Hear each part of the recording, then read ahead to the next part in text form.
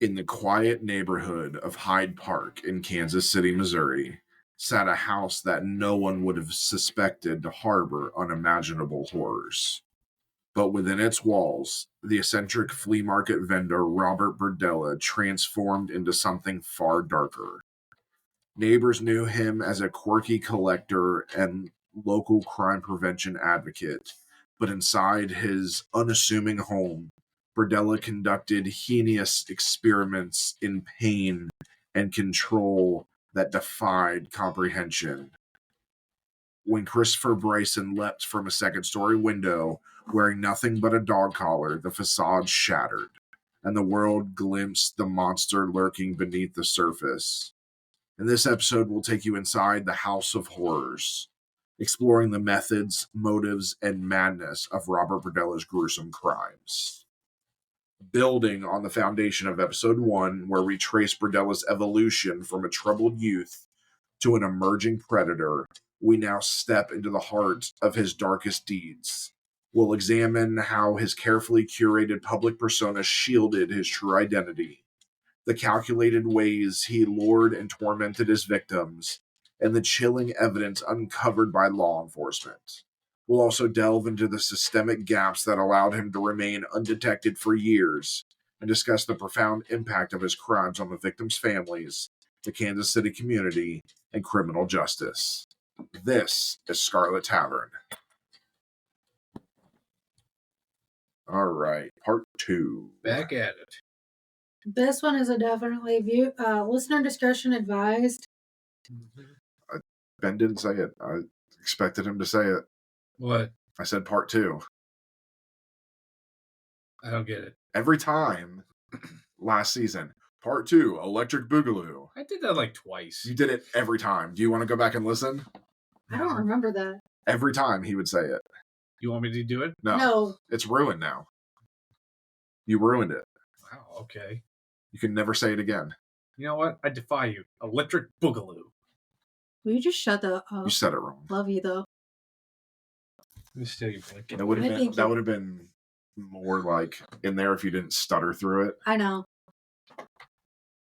All right. So, we're back with episode 2 of the new season. Just a reminder that we are not just a true crime podcast. We do have a D&D podcast, Dungeons and Magi, that is also on Spotify, Apple Podcasts, anywhere you get your podcasts. We are in a great campaign now, a post-apocalyptic campaign with hints of magic and technology, Magitech. And we have some amazing one-shots coming out from some sponsors. If anybody has listened to the podcast Old Gods of Appalachia, we are going to be doing the TTRPG based off of their podcast. I cannot wait for that. I'm not in that one. We're doing Delta Green, which is another amazing one. We're doing City of Mist. So we've got a ton of stuff going on over there, as well as our holiday one-shots that we do. We also sell dice.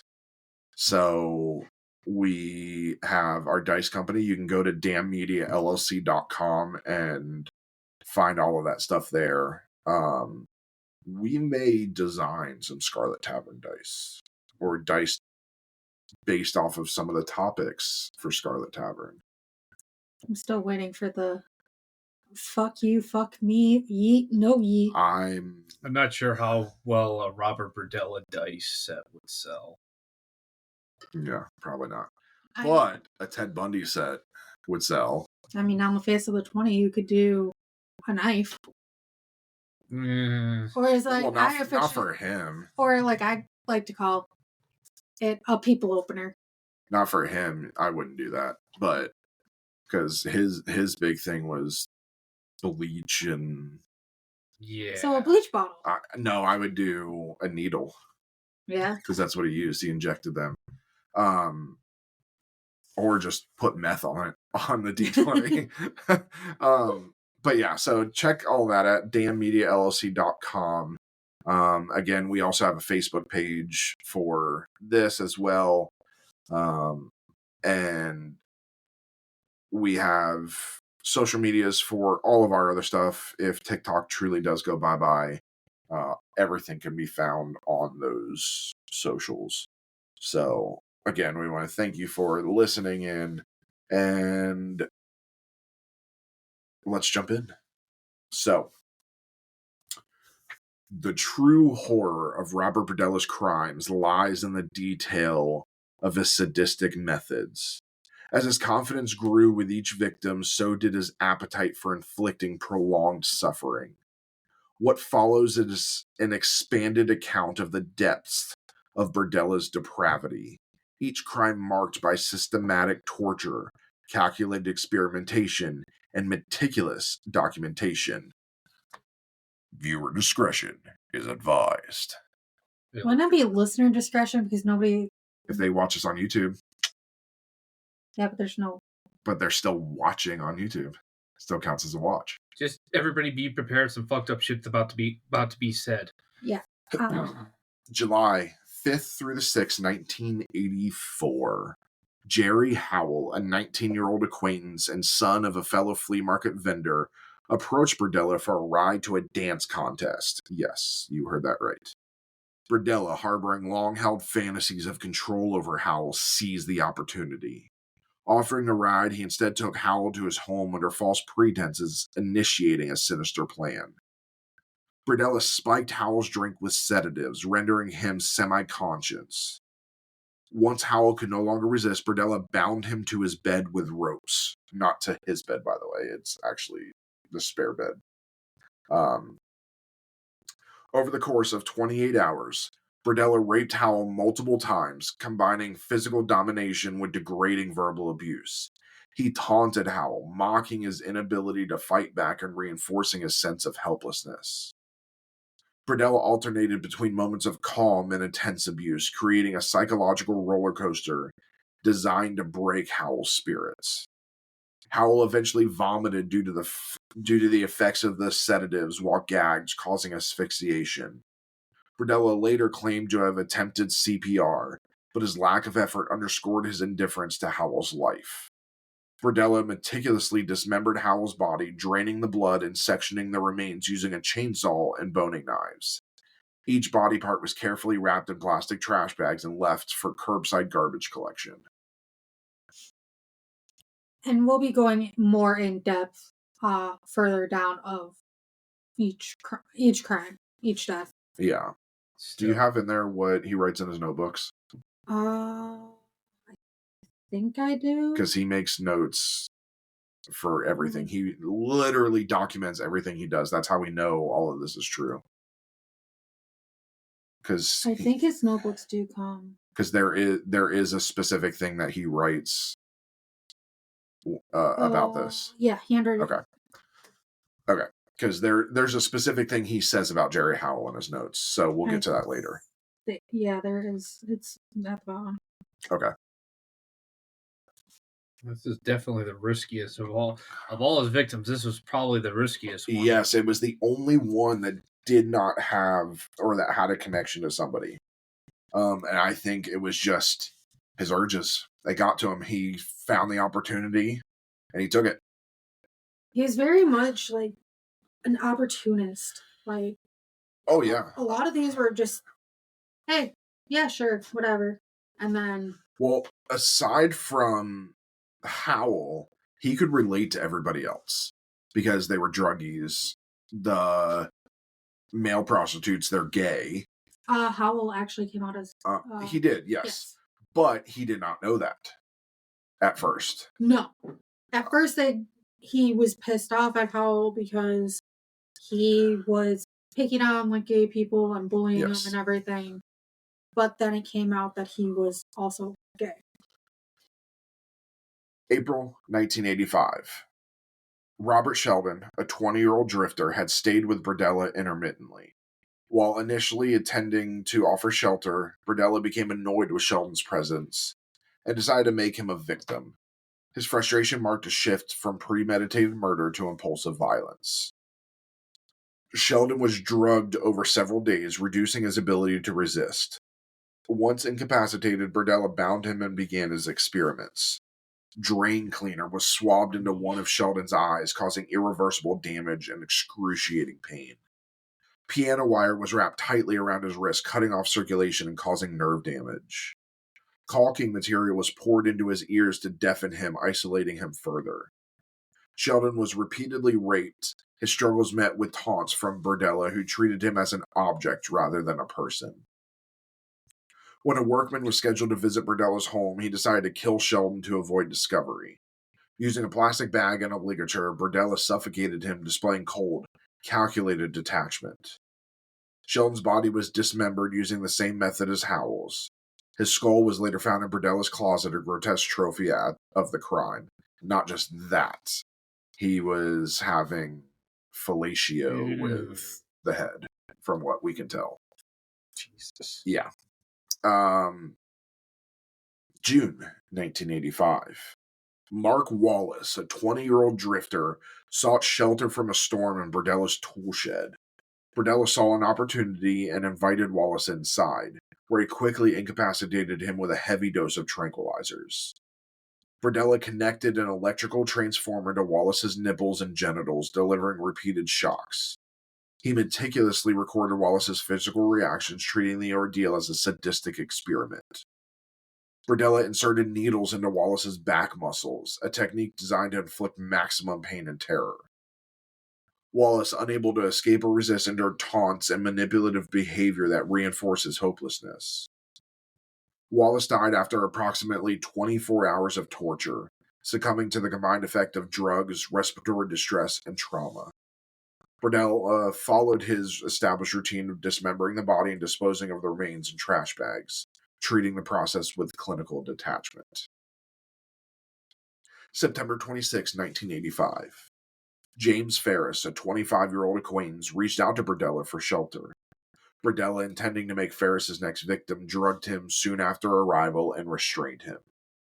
Ferris endured hours of electrical shocks, timed in intervals to maximize pain and prolong suffering. Berdella meticulously recorded the duration and intensity of each session. Ferris's neck and shoulders became the focus of Berdella's sadistic experiments, with hypodermic needles penetrating sensitive areas. Ferris was repeatedly raped and subjected to escalating physical violations designed to break his body and spirit. Ferris's body succumbed after 27 hours of relentless abuse. Berdella noted in his logs the precise moment Ferris's breathing slowed and stopped, marking his death as a calculated endpoint to his suffering. June 17th to July 1st, 1986. Todd Stoops, a 23-year-old male prostitute and acquaintance, was lured to Berdella's home under the pretense of a meal. Berdella, who found Stoops physically attractive, drugged and restrained him. Ammonia was swabbed into Stoops' eyes, temporarily blinding him. Drain cleaner was injected into his larynx to silence him, causing severe internal damage. Stoops endured repeated rapes, including injuries so severe that they led to sepsis. Berdella took pleasure in his victim's suffering, using it as a source of sexual gratification. Berdella alternated between moments of violence and small rewards, such as offering Stoops ice cream, deepening his despair. Stoops died after nearly 2 weeks of physical and emotional torture, succumbing to septic shock caused by his injuries. Berdella noted his decline in detached clinical detail. Larry Wayne Pearson, June to August 1987. Larry Wayne Pearson, a 20-year-old acquaintance, was held captive for 6 weeks. Berdella used this extended period to refine his methods of control. Berdella shattered Pearson's hand bones with an iron rod, rendering him defenseless. High-voltage shocks were administered repeatedly, focusing on sensitive areas like the genitals. Pearson's vocal cords were damaged with drain cleaner to ensure silence. Berdella rewarded compliance with small privileges, reinforcing its dominance and prolonging Pearson's suffering. After weeks of abuse, Pearson bit Berdella's penis during an assault, an act that enraged Berdella. Berdella bludgeoned Pearson unconscious with a tree limb before suffocating him with a plastic bag. Jesus. Robert Berdella's descent into violence was not a series of impulsive acts, but a meticulously planned campaign of domination, torture, and murder. Each victim's death was a calculated event, meticulously documented in logs and photographs. The details of his crimes reflect a chilling blend of sadistic pleasure, scientific detachment, and a growing confidence that he could act without consequence. His ability to manipulate, dehumanize, and destroy his victims marked him as one of history's most depraved serial killers. One sick puppy. This is what happens when people have too much time on their fucking hands. Yep. Mm-hmm. So, by the time Robert Berdella had claimed his second and third victims, his sadistic tendencies had transformed from brutal experimentation into a calculated, systematic process of torture and control. This period of Berdella's reign of terror saw him refining his methods, developing his ability to psychologically manipulate his victims, and explore new, even more grotesque forms of violence. Each subsequent crime revealed a man who was not only unrepentant, but actively honing his ability to maximize suffering and assert total dominance over his victims. And I will say, Robert Berdella is bad. Almost as bad as the Toy Box Killer. That's one of the ones that's even worse. Oh.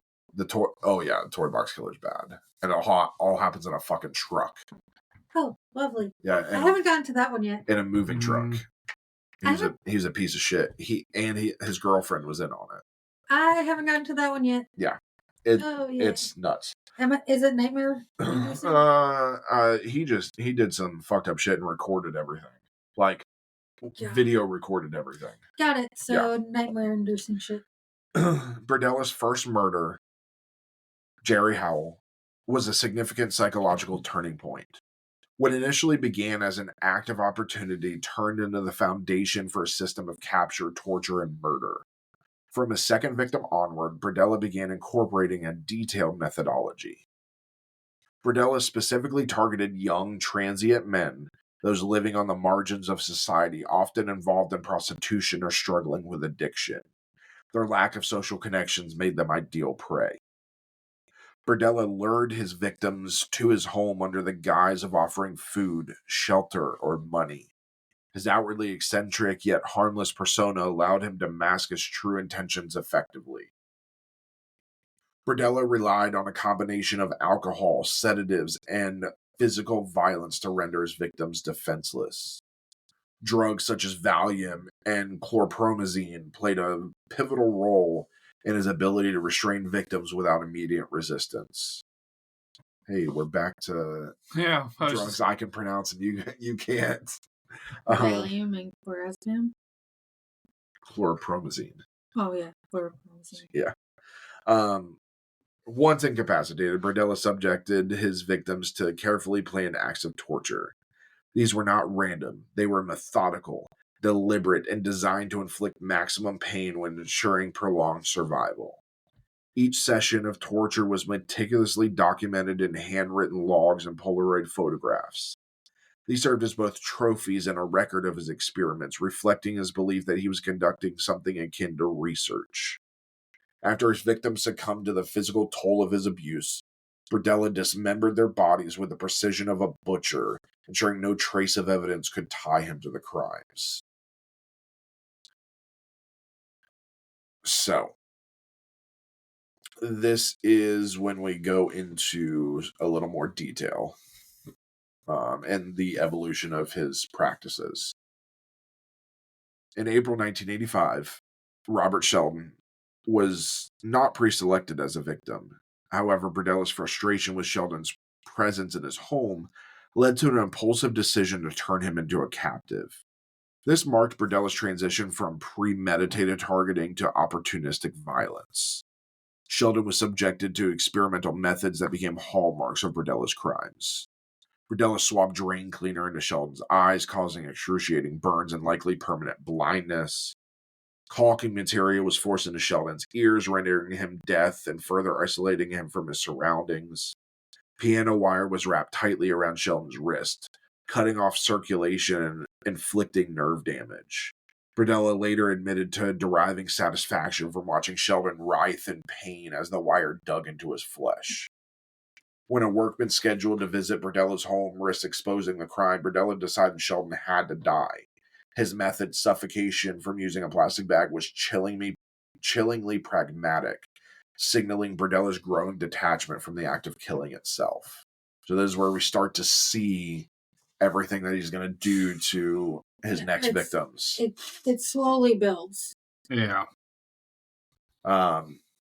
In 1985, in June, Mark Wallace sought shelter in Berdella's toolshed during the storm. Berdella's willingness to victimize someone he did not know reflected his growing sense of invincibility. Berdella's experiments with electrical shocks reached new levels with Wallace. Using the electrical transformer connected to alligator clips, Berdella delivered jolts to Wallace's genitals and nipples, observing and recording his reactions. These shocks were applied intermittently to prolong Wallace's suffering without immediately killing him. So, just so you know, and we did this before. Do you know what alligator clips look like? No. Oh. That's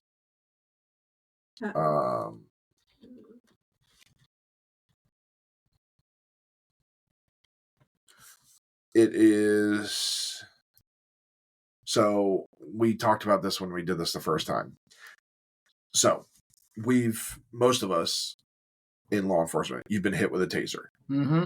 So it hurts like a bitch. You have to be tased to carry one. So 50,000 to 100,000 volts usually is what a taser is. It's less than 2 milliamps, or it is 2 milliamps. It's extremely low, and it's for a few seconds. 5 seconds. Electrical transformer, 400,000 volts. Yeah. And he was doing it intermittently. Fuck that. It's like hooking him up to a car battery. Yeah. It's not fun. This literally says a taser is designed to be relatively safe for incapacitating humans. Electrical transformer poses a significant risk of serious injury or death due to its ability to deliver high current. You don't say. Hypodermic needles as tools of pain. Berdella used needles to penetrate Wallace's muscles, inflicting deep, localized pain while documenting his victims' cries and physical responses. Berdella's logs noted Wallace's increasing exhaustion, a detail he seemed to relish. Despite Berdella's intention to prolong Wallace's ordeal, the combination of trauma, drug effects, and shock led to Wallace's death after 24 hours. Berdella coldly recorded Wallace's final breaths before proceeding with dismemberment, saying this is a mistake.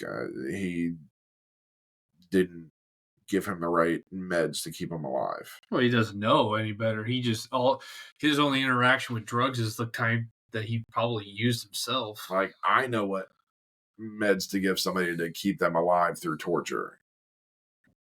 I'm not going to say it because people should know that. Mm-hmm. Make sure to check his stuff every now and again. Make sure that he's not preparing something. You do remember I went through this training. Yeah, I know. Just making sure we're not going to have a repeat. I mean, I could put you through the training. Yeah, I don't want to do that. Babe. What? Us combined, you should be very afraid. Yeah, I'll just run away. So September 1985, unlike Wallace, James Ferris was an acquaintance of Berdella's. The premeditated nature of his capture marked a return to deliberate targeting. Ferris was subjected to the most prolonged and intense sessions of torture up to that point. Berdella delivered shocks for up to 5 minutes at a time, timing them meticulously to push Ferris to the brink of unconsciousness. He recorded the victim's screams, convulsions, and pleas in his log, noting his own observations with clinical detachment. So, that he's lucky he didn't have a heart attack in the first 5 minutes, because that's a long time. Tasers, again, lower voltage, 5 seconds. Yeah. Anything higher than that, you risk irregular heartbeats, heart stopping. That's why it's very rarely, I want to say this, it's very rarely cop will hit somebody with a taser who has a heart condition and it'll kill them. because it's very rare. It It's is. almost It happens, but at that point, play stupid games, you win stupid prizes. Oh, I agree. It's Yeah. almost to the point. The amount of times it's happened, it's to the point. It's not even really a statistic. It's almost anecdotal. Yeah. Over 20. Ferris's neck and shoulders became focal points for Berdella's needle experiments. Berdella's logs detail the depths and angles of insertion, reflecting his fascination with inflicting precise targeted pain. Over 27 hours, Ferris's condition deteriorated as his body succumbed to the cumulative effects of trauma, starvation, and sedation. Berdella later remarked that he viewed Ferris's death as a natural conclusion to his suffering. Now, Berdella's sadism extended beyond physical torture. He developed psychological manipulation techniques to break his victims' will and reinforce his dominance. Berdella would offer small comforts, such as allowing a victim to drink water or rest briefly, only to resume torture with greater intensity. This created a cycle of hope and despair, deepening his victim's psychological trauma. On top of this, he would offer ice cream. He would offer cigarettes. He asked if one of his victims, I believe it was Mark Wallace, if I remember right. He asked him what kind of cigarettes he smokes. And if he was good and didn't scream, he would give him cigarettes that he could smoke. Hundreds of photographs captured his victims in various stages of captivity, torture, and death. These images were carefully stored, providing Berdella with a visual archive of his crimes.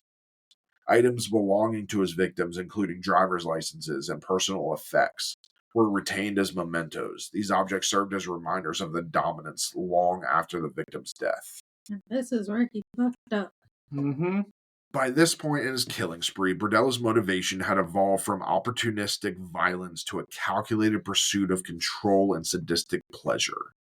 He no longer sought mere physical dominance. He craved the complete submission of his victims, both body and mind. His ability to refine his techniques through trial, documentation, and repetition made him an even more dangerous predator.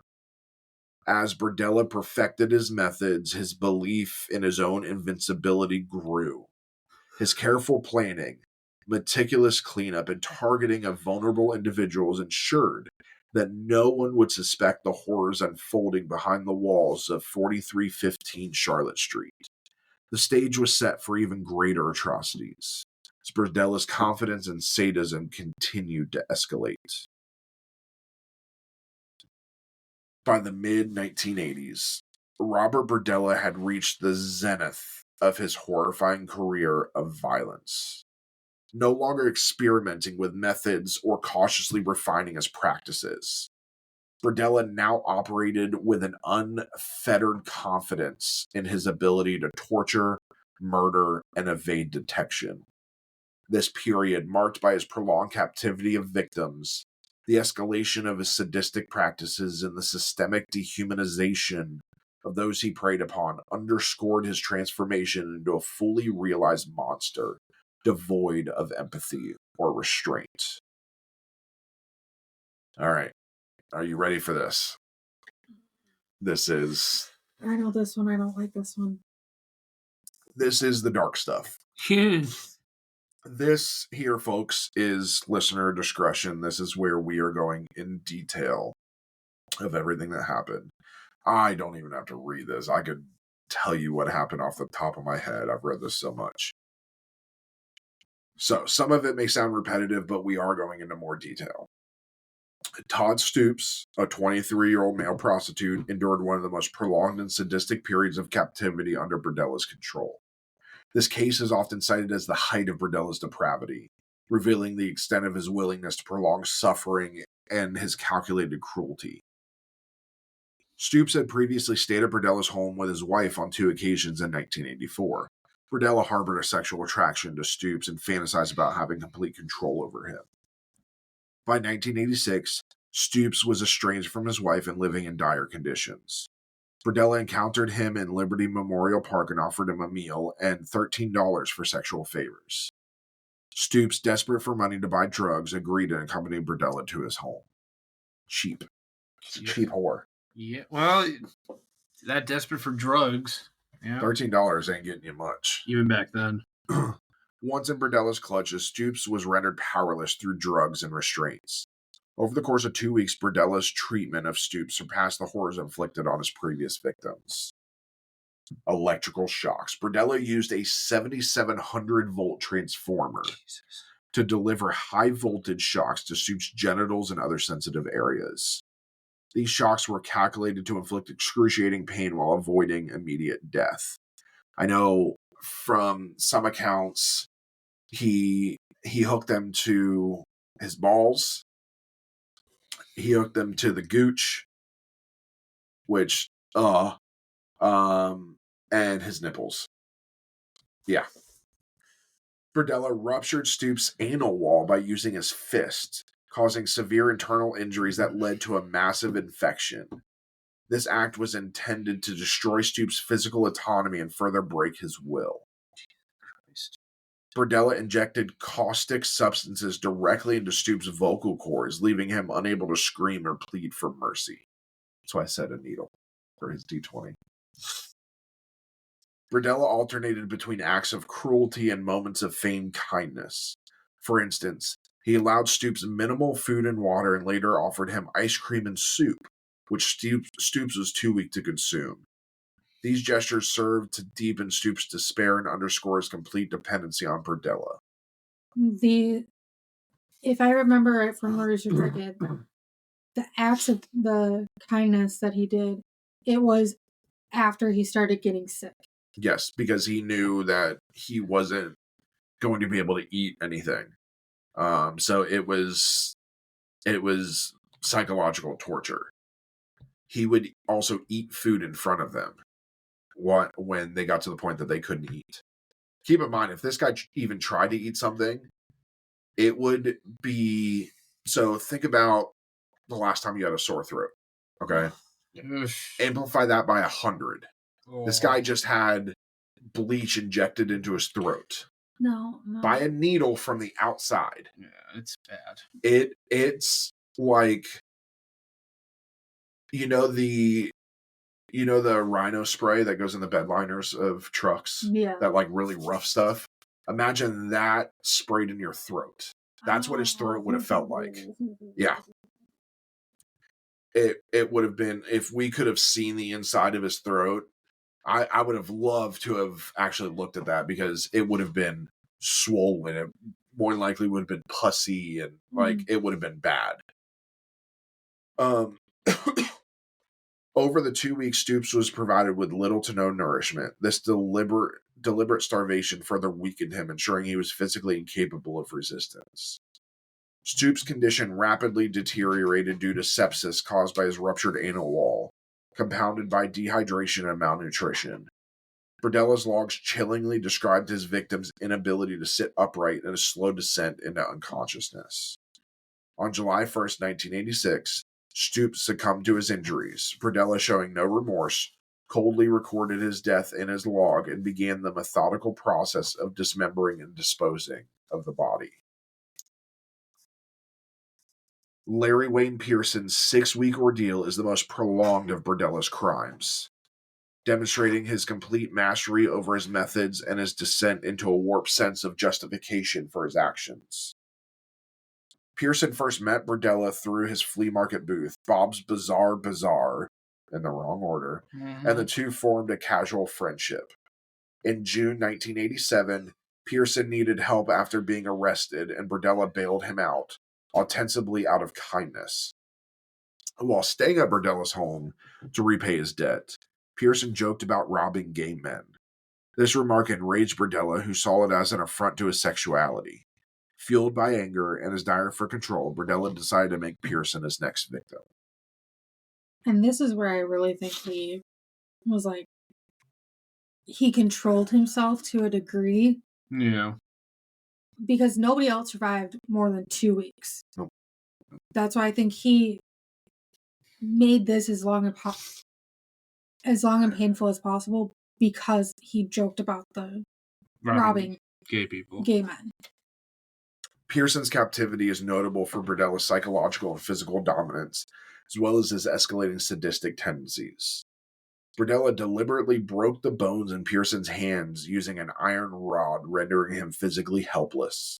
The act was designed to ensure Pearson's complete submission. As with other victims, Berdella subjected Pearson to electrical shocks and injected drain cleaner into his vocal cords.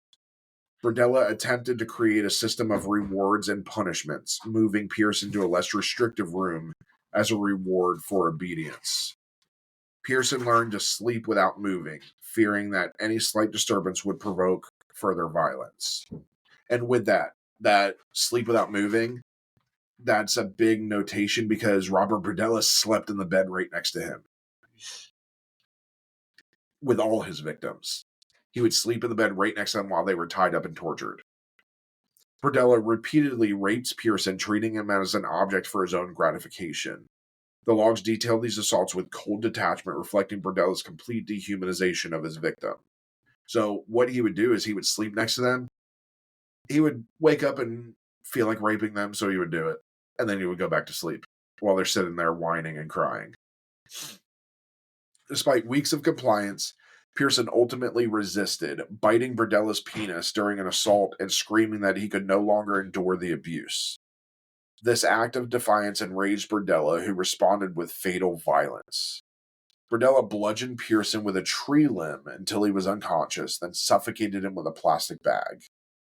Pearson's dismembered body was disposed of as Berdella had done with previous victims, but he kept Pearson's head in his freezer for some time before burying it in the backyard. Yeah, that's the one that was buried in the backyard. Yeah. And then I can't remember what he told the hospital when he went to get his penis taken care of. I can't remember what the excuse was he said. Christopher Bryson's captivity and eventual escape not only ended Berdella's reign of terror, but also exposed the full extent of his crimes. Bryson, a 22-year-old male prostitute, was lured to the Berdella's home under the pressure of exchanging sex for money. Once inside, Berdella incapacitated him with a blow to the head and restrained him, which is very different methodology. Typically, what he would do is he would invite them in, give them a drink, and drug them. This is the first victim that he actually hit over the head to incapacitate him. I wonder what made him change up his... Nobody knows. He never said. This one was weird, and this was the last one. Bryson was subjected to the same methods Berdella had refined over the years, including, and by the way, this is 1988 at this point. So we've gone on for like a few years at this point. Yeah. Bryson was subjected to the same methods, chemical burns to his eyes using ammonia. And I would just say that is temporary blindness. He was able to see after.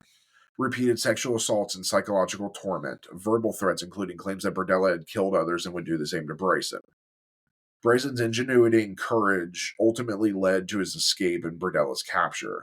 Using matches left within reach, Bryson burned through his restraints and leapt from a second-story window despite severe injuries. Bryson's detailed account of his ordeal, combined with the overwhelming evidence found in Berdella's home, brought an end to the House of Horrors. So, in this, Robert Berdella was a smoker. So he had matches on the end table, on the bedside table. So he was able to wiggle his hands enough to grab the matches, and he was able to light the match and burn the restraints. And then he opened the second floor window, jumped out, and broke his leg. We'll go more into, that's the next part of more into the escape. Yeah, he jumps out, breaks his leg, and is butt-ass naked. During this period, Berdella transitioned from being a sadistic killer to a predator operating with a belief in his invulnerability. His ability to compartmentalize his public life and his crimes allowed him to carry out acts of unparalleled cruelty, making his eventual downfall a testament to the resilience of those who survived his horrors. The final chapter of Robert Berdella's monstrous crimes unfolded in March 1988, when his last known victim, just as we talked about, Christopher Bryson, made a daring escape. This period marked the culmination of Berdella's sadistic practices, but it also exposed the cracks in his carefully constructed facade. The series of events that led to Bryson's liberation highlighted not only the depth of Berdella's depravity, but also his growing carelessness, which ultimately brought his reign of terror to an end. Christopher Bryson, a 22-year-old male prostitute in Kansas City, became Berdella's final known victim. Like many of Berdella's prey, Bryson lived in the margins of society, struggling with instability and a lack of support. His vulnerability made him an ideal target for Berdella's manipulative attacks. On March 28, 1988, Berdella encountered Bryson while scouting for potential victims. Offering payment in exchange for sexual services, Berdella lured Bryson to his home at 4315 Charlotte Street. Once inside, Berdella incapacitated Bryson with a blow to the head using an iron bar, rendering him unconscious. When Bryson regained consciousness, he found himself stripped of clothing, gagged, and bound to a bed with his hands tied above his head. The scene mirrored Berdella's treatment of previous victims, foreshadowing the horrors to come. For 4 days, Bryson endured a relentless cycle of physical, psychological, and sexual abuse. Berdella employed his well-honed methods, ensuring that Bryson was both physically restrained and emotionally broken. Berdella repeatedly swabbed ammonia into Bryson's eyes, causing intense pain and temporary blindness. This act served to further incapacitate Bryson and heighten a sense of vulnerability. Berdella subjected Bryson to repeated rapes and other sexual violations. He documented these assaults in Polaroid photographs as he had done with his previous victims. Berdella used fear as a tool of control, warning Bryson that resistance or escape attempts would result in greater suffering or death. He showed Bryson Polaroid photographs of previous victims, some of whom appeared to be dead. This chilling display was intended to instill terror and convince Bryson of his inevitable fate. Berdella continued to experiment with his victim, inflicting pain through beatings, gagging, and partial suffocation. Each act of cruelty was designed to strip Bryson of any remaining hope of survival. Despite his meticulous approach to previous crimes, Berdella's behavior during Bryson's captivity revealed a growing sense of overconfidence. By this time, he had refined his methods to the point where he believed himself untouchable. This arrogance led to critical lapses in judgment. After 3 days of captivity, Berdella tied Bryson's hands in front of him rather than above his head, claiming it was to relieve circulation issues. This seemingly small act of leniency gave Bryson a crucial advantage. Berdella started trusting Bryson within 3 days. Bryson asked, "Hey, can you move my hands in front of me? Can you do this for me? Can you do that?" And Berdella did it. I'm shocked. Berdella left a book of matches in the room where Bryson was restrained. While in oversight, it proved instrumental in Bryson's eventual escape. Berdella assumed that Bryson, like his previous victims, was too physically weakened and psychologically broken to resist. This miscalculation would prove fatal to his operation. Yeah, like he would leave the remote for Bryson to watch TV when he left. And stuff like that, so. Bryson's escape on March 29th, 1988 was a testament to his resilience and resourcefulness, even in the face of extreme adversity. The series of events leading to his liberation unfolded with a mix of desperation and determination. Using the matches left by Berdella, Bryson carefully burned through the ropes binding his wrists. This process required patience and precision to avoid detection, as any noise or disturbance could have alerted Berdella. He did burn himself while doing this. I'm sure. Once free, Bryson explored the second-floor room where he was held, searching for an escape route. Despite his injuries and temporary blindness from the ammonia burns, he managed to locate a window. Bryson climbed through the second-story window and leapt to the ground below. Fall resulted in a broken bone in his foot, but his determination to survive outweighed the pain. Wearing nothing but a dog collar, Bryson limped toward the street where he encountered a meter reader. Frantic and bloodied, he begged for help, explaining that he had been held captive and tortured. The meter reader quickly led him to a nearby home where the occupants called the police. The last time we did this, you were still meter reading. Yeah. And we talked about what you would have done. Oh, God, the things you see doing that.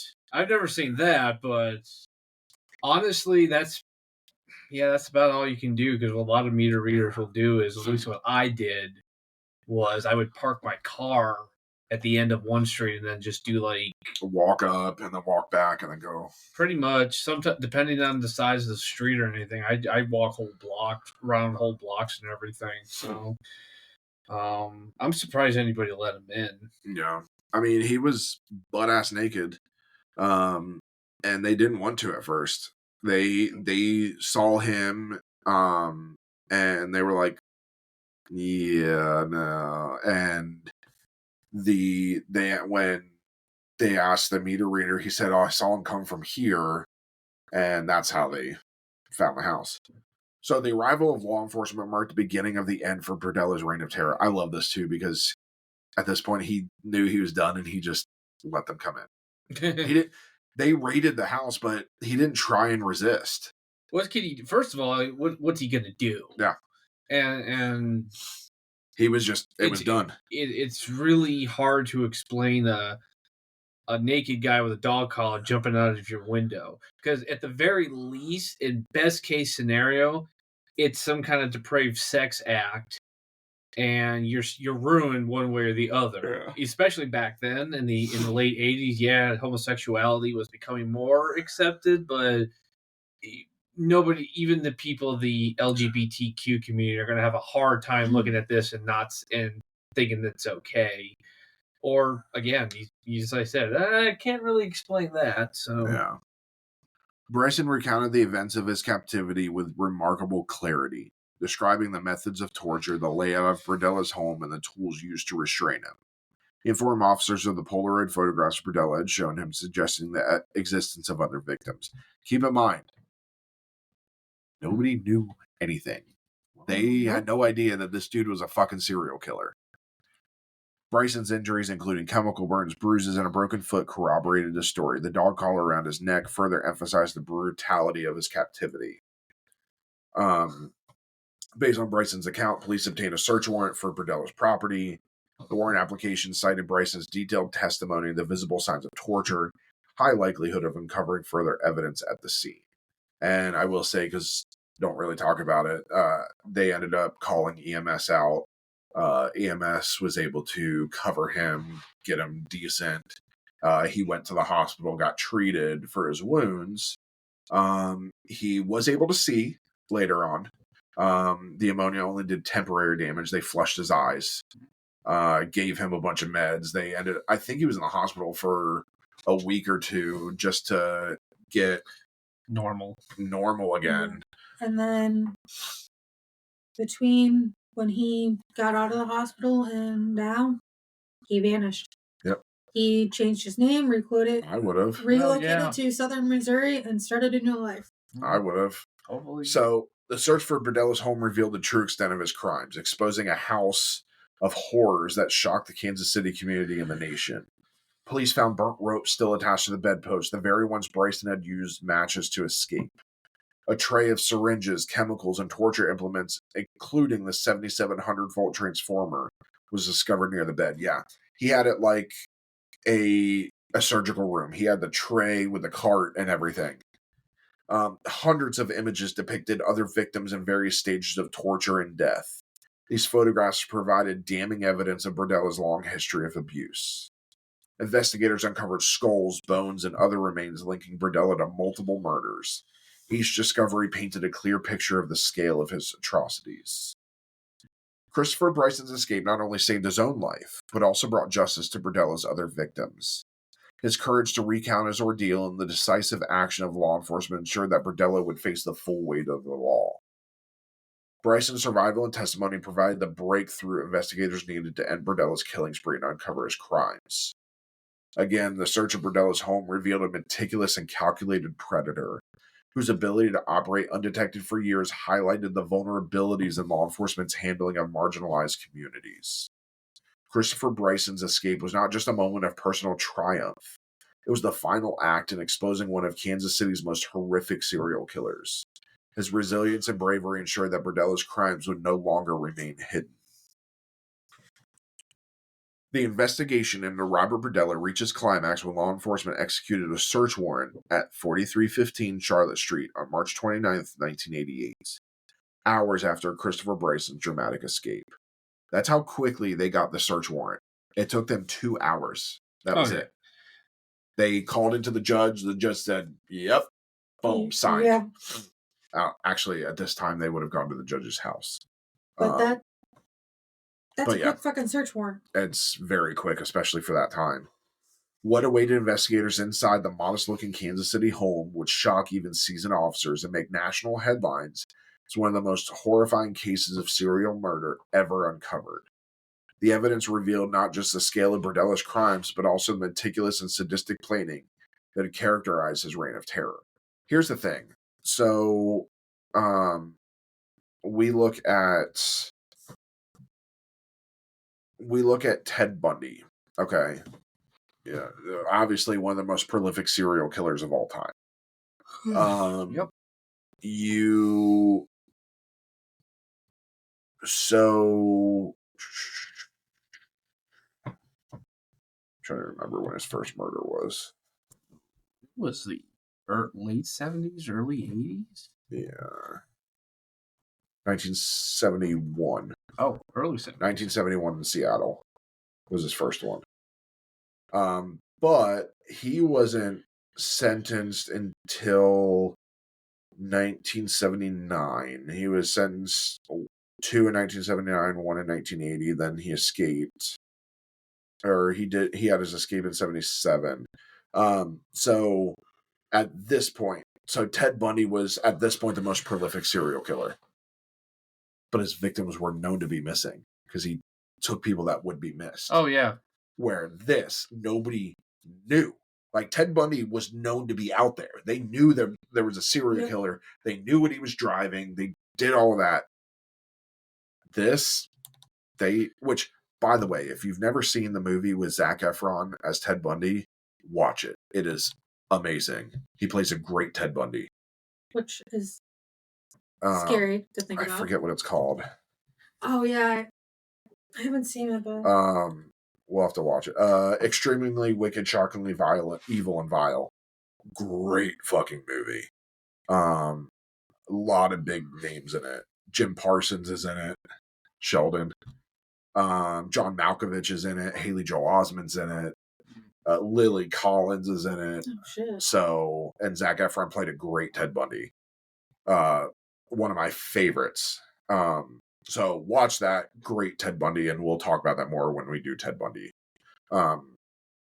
If he didn't get comfortable with what he was doing, actually, 2 little mistakes. Actually, realistically, with Ted Bundy, what got him killed was the point he just lost. He actually lost control. Oh, I wasn't talking about that. I was talking about Robert Berdella. Sorry. We'll talk about Ted Bundy when. No, Robert Berdella, he just got too complacent. He just is like, no one cares about these people. And unfortunately, he was kind of right. I mean, nobody knew this was happening until literally one of his victims jumps out the window. Well, that's what we're saying. Is like, nobody would, if he kept to what he was doing prior. Yeah. Yeah. If he didn't become soft. I guess it's kind of hard to be hard when you get shit bitten off, but I did get bitten off. It still functioned. It still got bit. Yeah, no. Ted Bundy's mistake was stealing the same fucking car that he drove when he was in Florida. Yeah. But so I don't get that. You are known to have a yellow fucking bug. And that's what they're looking for. And you go to Florida to escape, kill other girls driving a yellow bug. So Ted Bundy was a moron. Actually, he wasn't. He was very smart. He was smart, but what made sure that he didn't get caught was, I mean, realistically, he didn't look like. Everybody always has this weird. He was a handsome man. He was a handsome man. He was charismatic. He was kind. He was. A lot of women desired him because he's like, oh, he's a good-looking man. So he was able to get women off guard. So, the police raid began with a sense of urgency. Bryson's harrowing testimony and his visible injuries gave investigators probable cause to believe that the home contained evidence of torture, murder, and potential other victims. So I will say with that, technically they did not need a search warrant. They did have probable cause to go inside. They could have gone inside. Now they could not have searched anything. It outside was just, of his his immediate area. No, they could have looked through the house because of probable cause. They just couldn't physically search. It's anything within eyesight. Yeah. So they could walk through, and if they see something, they can take it, but they can't go through and search drawers and stuff. And I think at this point, because they realized how bad this was, they wanted to dot their I's, cross their T's. Well, they didn't know how bad it was until they got in. They just... Somebody made sure that they were doing the right thing, because I think, if I remember correctly, about 10 years before, there was a Supreme Court case where it was just like that. They had probable cause to go in, but instead of just doing an immediate search of where he was and was invisible, they actually started searching, and then... And everything gets thrown out. Exactly. The house was filled with random objects, junk, and artifacts from Berdella's flea market business, Bob's Bizarre Bazaar. I'm going to put Bob's Bizarre Bazaar in the campaign. No. Yes. No. But I'm going to put it the right way. No. Bob's Bizarre Bazaar. Investigators had to navigate through the cluttered space to locate evidence.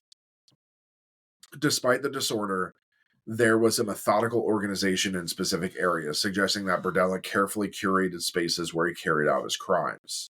On entering the second-floor bedroom, police immediately identified the scene where Bryson had been held captive. Burnt ropes were still attached to the bedpost, corroborating Bryson's accounts of his escape. Nearby, a tray containing syringes, prescription drugs, and household chemicals, ammonia among them, offered chilling confirmations of Bryson's testimony.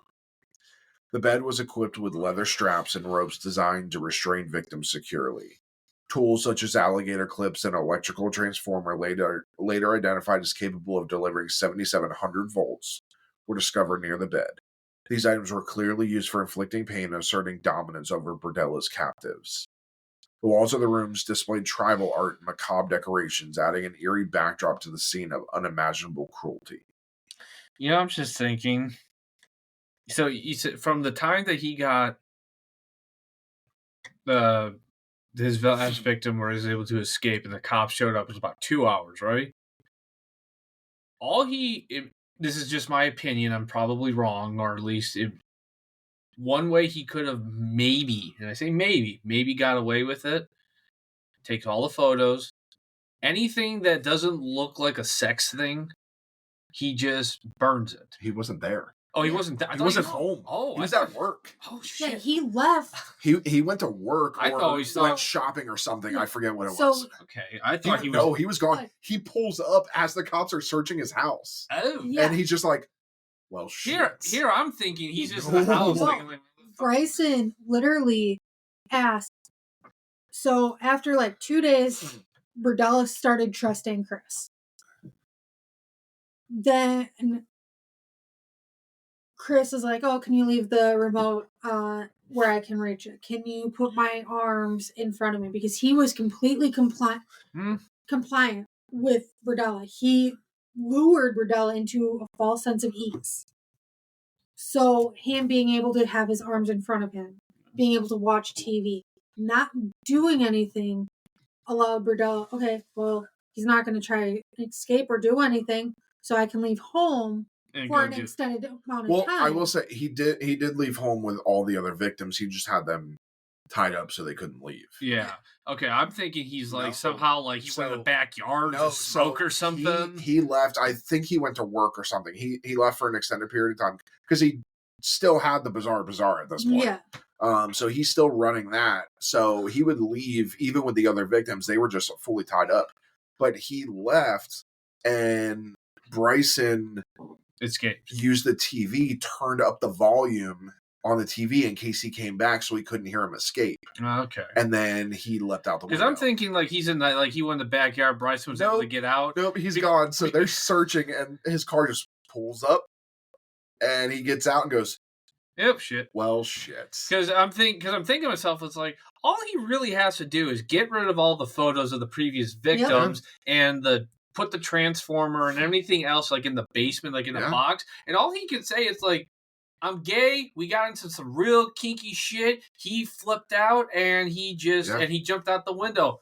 I don't know what to say, officers. Yep. But if he's literally just pulls up and they're finding that, I'm like, well, no. As the search expanded, law enforcement unearthed a trove of evidence that transformed the investigation from a case of assault and captivity to a horrifying revelation of serial murder. Investigators discovered hundreds of Polaroid photographs depicting men in various stages of captivity, torture, and death. Photographs revealed victims tied to beds, gagged, or subjected to physical abuse. Some images showed the victims post-mortem, with Berdella documenting their deaths as part of his gruesome experiments. The photos showed victims being subjected to electrical shocks, chemical burns, and sexual torture. Berdella had carefully cataloged these images, treating them as trophies to relive his sadistic fantasies. Next to the photographs, police found stenographers' pads filled with detailed shorthand entries, meticulously documenting Berdella's actions. Each entry recorded the methods of torture used, the victims' responses, and the progression of their physical and psychological deterioration. Specific phrases such as EKG for administering electric shocks and DC for injecting drain cleaner were repeatedly noted. Berdella's logs read like a scientist's observation of experiments, devoid of any empathy or recognition of his victims as human beings. Police found a range of tools that Berdella used to inflict pain and manipulate his victims. Hypodermic needles used to inject tranquilizer and caustic chemicals, ropes, belts, and chains for binding, household items like drain cleaner and caulking material used for chemical torture. The discovery of these items corroborated the grotesque methods described in Bryson's testimony and noted in Berdella's logs. And here is why he couldn't just put the stuff in the basement. So with the log, the handwritten torture logs, I can't remember which victim it was, but he wrote 86. Yeah. Which is shorthand in a restaurant. We don't have it anymore. Right? Yes. Yes. It means it's no longer on the menu.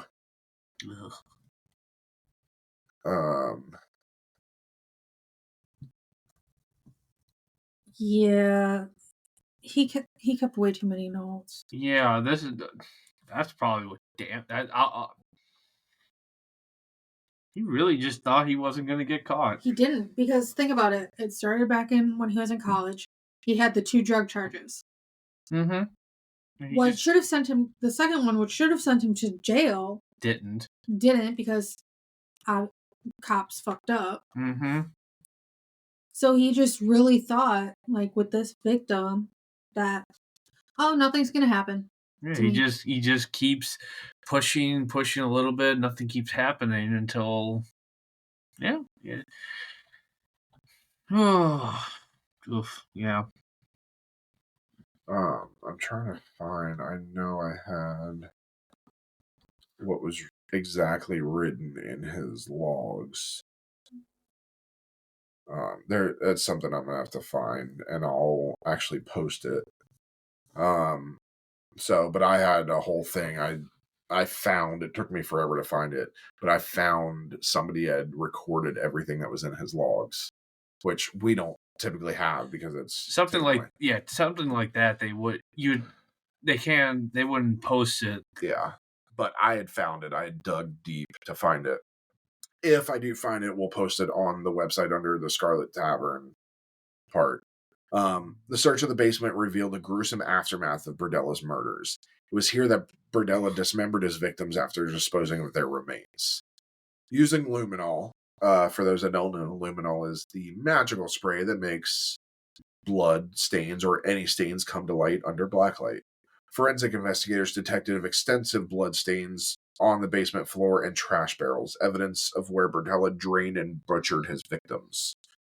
Investigators discovered a chainsaw and hacksaw both stained with blood and tissue, boning knives and other kitchen implements that Berdella used to methodically dismember his victims, and plastic sheets and tarps which were likely used to contain blood during the process. Human vertebrae scarred with tool marks consistent with a chainsaw were found in the basement. The teeth were stored in envelopes treated as macabre keepsakes by Berdella. That's why he couldn't just put stuff in the basement. Yeah. As investigators searched the outside the house, they uncovered further evidence of Berdella's crimes. A partially decomposed human head was found buried in a shallow grave in the backyard. It was later identified as belonging to Larry Wayne Pearson, Berdella's 5th victim. Additional fragments of bone were discovered, further confirming that Berdella used his property to dispose of parts of his victims. who was... There was a serial killer who buried a victim in his backyard and made it look inside the window. Yeah, I thought there was a couple. I know there was one. It was actually, I believe it was in Indiana. He buried the victims in the backyard, and I think at one point his wife or somebody had found it, and he like explained that like, oh, this since it was like a family home, he's like, oh, my dad was he's a doctor, he used to, when he was in medical school, he would steal dead bodies and experiment on them to get like extra practice, and then he didn't know what else to do, so I guess he just buried them in the backyard. What the fuck? I don't know what was more incredible, that he was able to literally pull that story. He literally his wife is out gardening. She finds like a femur or some kind of like something that this is very identifiable as from a human, and he just comes up with this on the spot. That's incredible. What I think was even more incredible is that she actually believed him. That's what it is. Herbert Mullen. So Herbert Mullen was a serial killer in California in the early 70s. He killed 13 people. We'll do an episode on him at some point. But he positioned the body so that it was facing the window of his home. So when he looked out the window, he could see it every time. Jesus Christ. Yeah, that's what it reminded me of. He was fucking psycho. So we'll do an episode on him. That was a good one.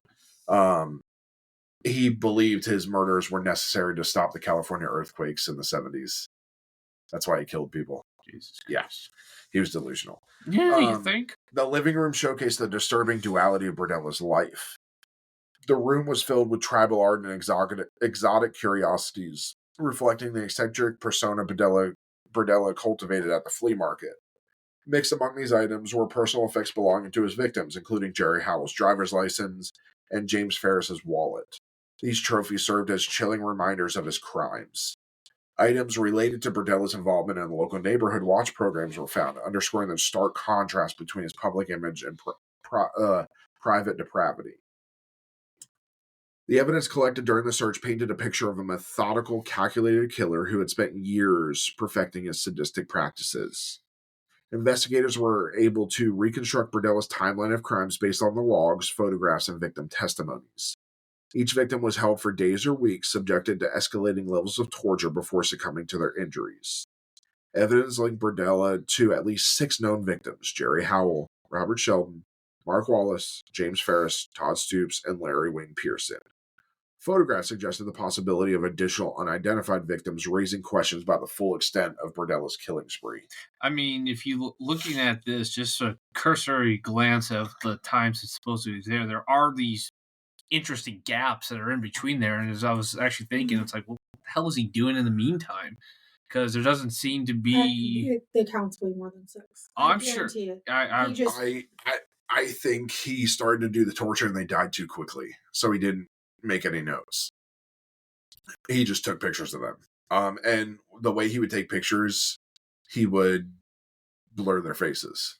He would cover a lot of their faces. So, and back then, there was no way to identify people like that. No, not they, without. They didn't have facial recognition. No, you had to have photo to photo. And I don't know. So you don't think you've seen some of my mom's old photos, the Polaroid ones? They're all distorted. Oh yeah. I think we ended up. No, I don't know what Polaroid photos are at all. I said my mom's Polaroids. I've seen Polaroids. I mean, we weren't alive when you were, but Ben's baby pictures were on Polaroids. Actually, his baby pictures were chiseled into stone. Yeah.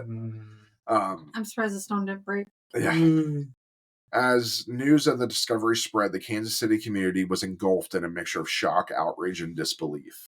Berdella, who had been seen as an eccentric but harmless figure, was unmasked as one of the most sadistic killers in the city's history, in the world's history. The term House of Horrors became synonymous with Berdella's home, and the grotesque details of the case dominated headlines nationwide. Community members expressed frustration that such atrocities could occur in their midst for years without detection. The victims' families, while grateful for the closure, struggled to cope with the horrifying details of their loved ones' final moments. The raid on 4315 Charlotte Street not only ended Berdella's crimes, but also exposed systemic issues and how society and law enforcement overlooked vulnerable populations. The evidence collected during the search became the foundation for a case that would secure justice for Berdella's victims and ensure his place in the annals of criminal infamy. The legal proceedings against Robert Berdella were among the most disturbing, meticulously documented criminal cases in Kansas City's history.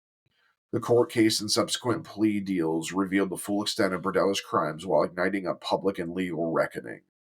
This phase of the story highlights how the justice system navigated the complexities prosecuting one of the most sadistic serial killers ever exposed. Robert Berdella was arrested on March 29, 1988, hours after Christopher Bryson's daring escape. The evidence gathered during the search of Berdella's home provided a basis for the following initial charges. Felonious restraint, for unlawfully holding Christopher Bryson captive. First-degree assault, for the physical and psychological torture inflicted on Bryson. Sodomy charges, 7 counts of forcible sodomy based on Bryson's detailed testimony. So he raped him 7 times in 3 days. These initial charges allowed law enforcement to keep Berdella in custody while they continued their investigation into the suspected murders. So because you have 48 hours to hold. Mm-hmm. So by presenting these charges, they now have 48 hours to get evidence of the rest of the crimes. Yep. Well, 48 hours they can arrest him without charging him. No, it's 24 hours to charging him, but they already charged him. These are initial charges, which means he did not go to court yet. Okay. This is what they're holding him on. And with that, they can hold him for 48 hours till he has to go to court. Yeah, and then he has to do. Yes. Okay, I thought some reason I thought you were saying like then they got to release him. I'm like, what? No, they wouldn't release him. They'll just he has to go to court. But then, and you got to remember that it would then be 2 separate cases, and they can't do anything about this because then that's double jeopardy. Yep. These initial charges allowed law enforcement to keep Berdella in custody while they continued their investigation of the suspected murders. As investigators uncovered more evidence linking Berdella to additional victims, prosecutors convened a grand jury to examine whether sufficient grounds existed to charge him with murder. Over the course of several weeks, the grand jury heard testimony from law enforcement officers involved in the search and investigation, forensic experts who analyzed the photographs, torture logs, and physical evidence, and surviving victim Christopher Bryson, whose detailed testimony laid the foundation for the case. The grand jury ultimately returned indictments for first-degree murder in the cases of Larry Wayne Pearson and Robert Sheldon, as well as charges related to the other identified victims. Initially, Berdella invoked his right to remain silent, refusing to provide any information to investigators. He maintained a calm and detached demeanor even as the evidence against him mounted. Faced with overwhelming evidence, Berdella's defense team recognized the futility of contesting the charges in court. They negotiated plea deals to spare Berdella the death penalty in exchange for full confessions and cooperation. Prosecutors accepted the plea agreements to avoid the emotional toll of a protracted trial and to ensure that Berdella could not appeal a death sentence. On December 19th, 1988, Berdella entered guilty pleas for the following charges. First-degree murder, 1 count for the murder of Larry Wayne Pearson, and second-degrry murder, 4 counts for the murders of Jerry Howell, Mark Wallace, James Ferris, and Todd Stoops. Why they charged it different. Yes. Right. Larry Wayne Pearson, it was because he was motivated because he had his penis bit. No. No? That's not why. No. I actually do not. It was the decapitation. Larry Wayne Pearson's the one he decapitated and took the head off. It's more of so with the second degree murder, it's a lesser one because second degree murder is what you get with crimes of passion and things like that. You're cutting somebody's head off, that's no longer a crime of passion. Yeah, that's deliberate. That's deliberate. You are doing that. You're not going to sit there for an hour to cut somebody's head off and go, I don't know what I was doing. Yeah. Yeah. At a certain point, you got to be like, okay, whoa, wait a minute. Yeah. Yeah. So that's why got put up to first-degree murder. He was sentenced to life in prison without parole for the first-degree murder conviction and consecutive life sentences for the second-degree murder convictions, ensuring that Berdella would never leave prison. And so I'll explain this to people that don't know. So he got life in prison without parole for Larry Wayne Pearson. He also got consecutive life sentences. So if he had just had consecutive life sentences, he is eligible for parole. Just because you have life sentences doesn't mean you're not eligible for parole. That life in prison without parole is the massive thing. Now, without parole does not mean that can't be overturned. That can be. Oh, yeah. You can file an appeal. You can do all of that. But with the consecutive life sentences on top of that, to run, and they would have run congruent. So they try and specify running congruent, which means that it's all at the same time. All four of these, not at the same time, one after the other. Oh yeah, well that's consecutive. Yeah, that's why they do it. So if one is just boom, boom, boom. So if he appeals one, the next one comes in. Yeah. He appeals that one, the next one comes in. You're not appealing all four. You don't have the time. The appeal court takes forever. If it had been concurrent, then they would have all just been lumped into this one. And if he appealed one, he's kind of appealed them all. They're like overturning those are almost impossible. I mean, at that point, I don't think nobody ever really thought this guy was. I mean, the warrant's executed perfectly. There's probable cause. Naked dude with a dog collar jumps out of a window. I would say you have good cause to enter that home at that point. Additional sentences for sodomy and felonious restraint in the Christopher Bryson case further solidified his life imprisonment, so he did get charged for the other ones as well. The plea deals provoked mixed reactions. Many victims' families expressed relief that Berdella's cooperation provided answers about their loved ones' fates. Others were angered that Berdella was spared the death penalty, feeling that his crimes warranted the ultimate punishment. Kansas City residents grappled with the horrifying reality that Berdella had lived among them, cultivating a facade of eccentricity and civic-mindedness while committing unspeakable acts. So here's the thing. I firmly believe in eye for an eye. Oh, yeah. I think whatever you do to your victim is what should be done to you. Oh, yeah. If you rape and torture your victim, you should be raped and tortured. If you kill your victim, you behead your victim, that should happen to you. That's just me. I also think we should bring back the firing squad and lynching, but I think we get people like this and we hang them outside City Hall, people stop doing shit. I don't think with Robert Berdella, his depravity, I don't think there's any deterrent on earth that would have stopped someone like Robert Berdella, stop them from doing this. I think that they were just so. It's one thing to deter, like, if I rob a convenience store, that's how I make my living. And if one day I'm going outside City Hall and I see three guys I know who are also rob stores for a living, and they're just swinging from the thing, yeah, maybe I'll rethink my life, go find a real job or something. But Robert Berdella's mind is broken. He's fucked in the head. Yes, his parents really set the stage for it to happen and everything. You could swing 100 Robert Berdellas from a tree. It's not going to stop the 100 first. Though. I don't believe in the death sentence in the traditional sense. I think the death sentence is an easy out. I think his victims were tortured and everything, and now we're just going to inject him and let him go to sleep peacefully. I mean, the first few seconds is pain, but other than that, it's peaceful. He just gets to fall asleep. And unfortunately, I don't believe in the death sentence. Unfortunately, no matter what, unless we do exactly what that is, and I'm sure we'd find somebody who would do something similar, gladly do something similar to someone like Robert Berdella, but that's just how it is. To me, dead is dead. He's dead. Okay, yeah, you're right. He didn't get to suffer like he made his poor victims did, but he's at the end of the day still dead. And we never have to worry about him ever again. We don't have to think about him ever again. So until people do podcast episodes on him. Yes. That's about it. Outside of an academic setting, dead is dead. He's dead. He's gone. He'll never do this again. He was never going to get parole or whatever. So I guess it's not as 100% satisfying of inflicting the same pain on him that he so richly deserves.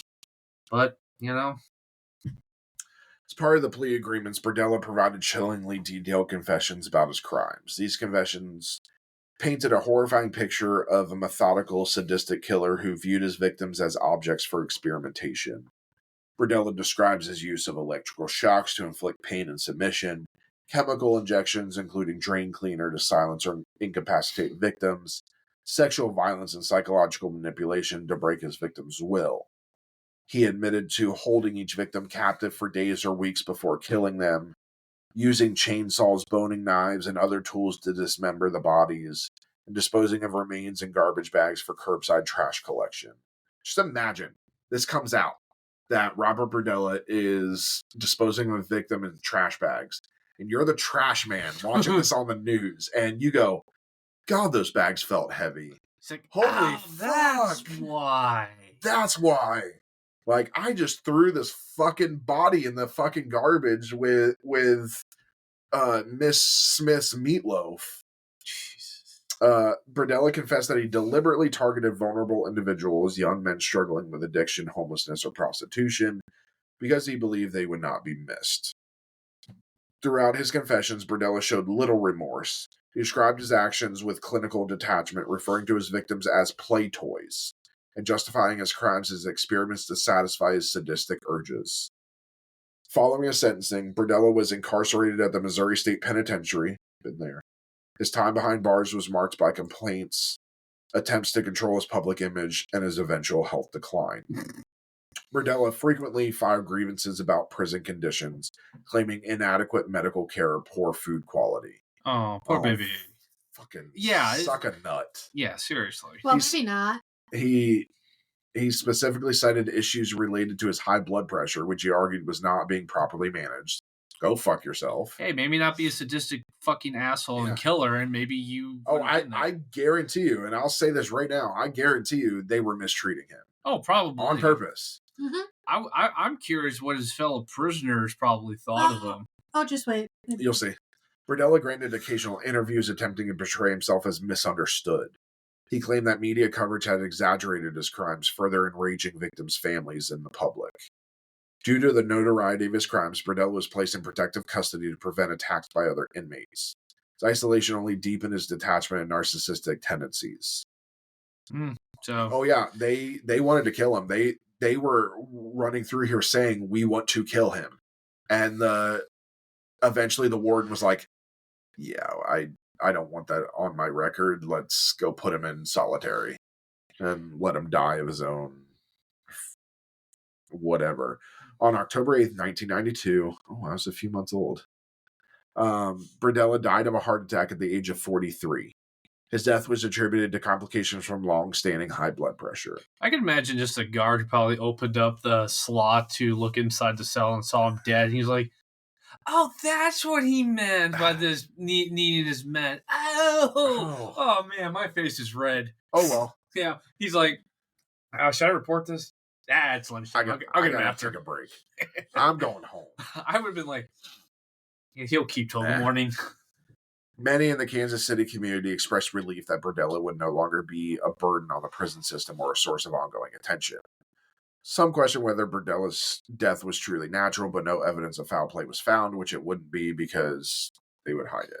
Also, I mean, realistically, if they're going to go through if they really just wanted him dead, like in terms of like foul play, take him out of solitary, throw him into the general population and let nature take its course. It's a lot easier, and it's also kind of takes your hands off of it, as opposed to finding some drug to inject him with or put in his food and just to kill him. But who's saying that a prisoner didn't do that? In isolation, if he's in solitary confinement, his food is prepared separately. Yeah, he has no inmates interaction. Don't prepare the food.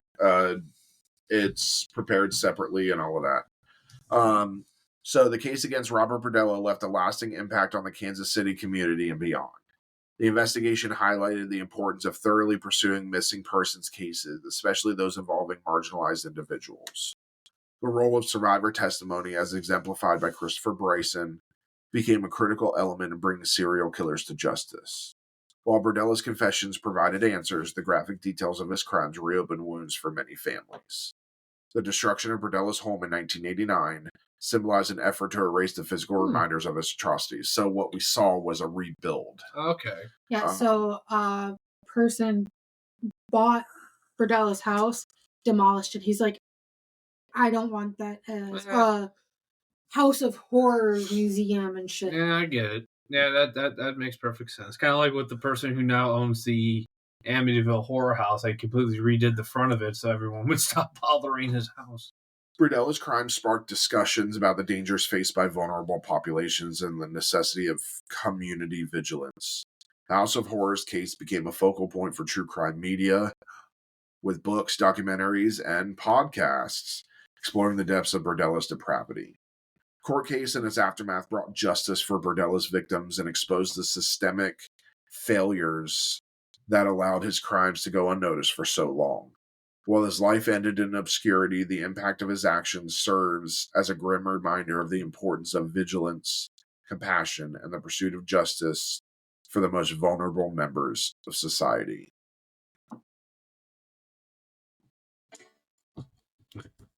In episode 2, we've delved into the heart of Robert Berdella's crimes, exploring the chilling realities behind his unassuming exterior and the devastating impacts of his actions.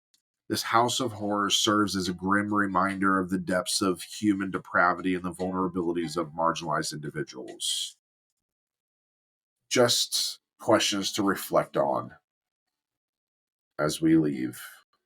How can communities better protect vulnerable populations from predators like Berdella? What lessons can be learned from the systemic gaps that allowed his crimes to persist for so long? And with that, we want to thank you for visiting the Scarlet Tavern. Please remember to turn in your glasses, push in your seat, and as always, tip the bard. Good night, everybody. Good night. Good night.